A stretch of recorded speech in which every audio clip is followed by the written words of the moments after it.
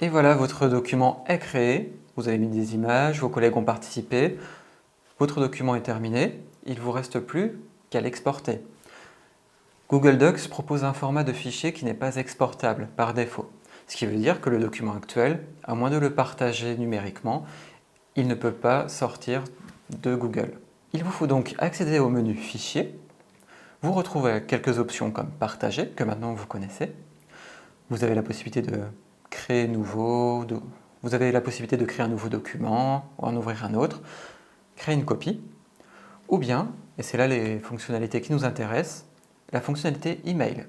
Vous avez donc la possibilité de prendre votre document Google Docs, soit de l'intégrer en pièce jointe d'un email, soit de dire à Gmail, à Google Mail, qu'il s'agit de votre corps de mail. Donc si par exemple, moi je me l'envoie, je peux mettre un message en plus, et à ce moment-là il sera ajouté en tant que pièce jointe, ou j'indique à Google Docs que ce n'est pas une pièce jointe et que le contenu de document est mon mail. Et voilà, ainsi je peux l'envoyer, et mon document devient le mail. Vous avez la possibilité de télécharger ce document. Les formats proposés par Google sont assez basiques, donc sous un format Microsoft Word, comme .docx, format opendocument.odt, format texte enrichi.rtf, que je vous déconseille, qui n'est plus utilisé, document PDF, qui est obligatoire pour tous les documents administratifs. Je reviens dessus dans un instant.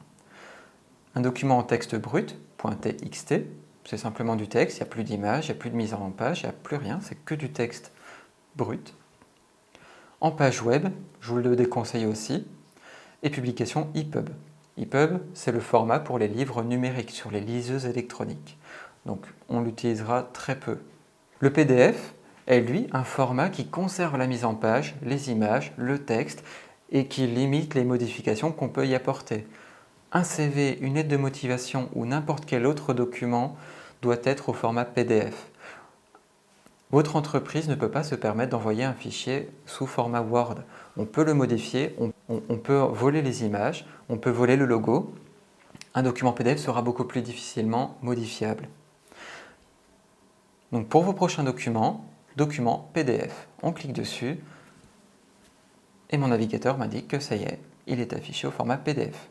Vous pouvez l'ouvrir sur votre navigateur et vous voyez que les liens sont conservés, la mise en page également, les images, les tableaux, et c'est pourquoi le PDF est indispensable et presque obligatoire lorsque vous envoyez un fichier. Une fonctionnalité dont on n'a pas beaucoup parlé, c'est la possibilité de travailler hors connexion sur Google Docs. Il vous faut installer un plugin sur votre navigateur, mais il est possible que même sans Internet, vous puissiez utiliser Google Docs. Vous retrouverez également l'historique des versions, comme on vient de le voir dans le chapitre précédent. Vous avez la possibilité de renommer votre fichier, le déplacer sur votre Drive, ajouter un raccourci, le placer dans la corbeille si besoin. Également une autre fonctionnalité spécifique à Google, le publier sur le web. La publication sur Internet, c'est simplement que Google va référencer votre document sur Google Search. Ce qui veut dire que le document sera librement accessible à n'importe qui cherchera ce document. Je vous le déconseille très fortement en entreprise et même dans le cadre de la vie privée. Vous pouvez perdre des données de cette façon. On peut copier votre travail. On peut copier votre travail. Évitez donc de le publier sur le web. Vous pourrez retrouver quelques autres fonctionnalités comme le détail du document, l'emplacement, le propriétaire, très peu d'informations. Vous avez la possibilité de choisir la langue, de préciser la langue dans laquelle est écrit votre document. Par défaut, c'est en français, donc on va garder ça. La configuration de la page. Donc vous avez la possibilité de modifier l'orientation, qu'on a déjà vu plus tôt, de modifier les marges, qu'on a vu également avec l'outil Règles, la possibilité de modifier la couleur du fond de page. Je vous invite à laisser en blanc pour les 3/4 du temps. Mais également une fonctionnalité dont on n'a pas parlé, le format de papier. Par défaut, c'est du A4 en portrait.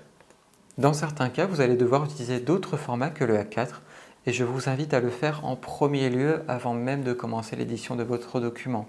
Si vous sélectionnez un A3, qui est le format d'un double A4, en cliquant sur OK, toute votre structure sera modifiée.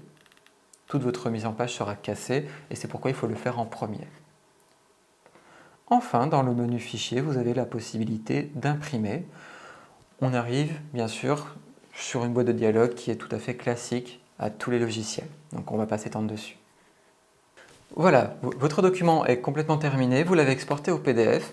Google Docs enregistre automatiquement ce fichier sur votre drive personnel ou celui de l'entreprise.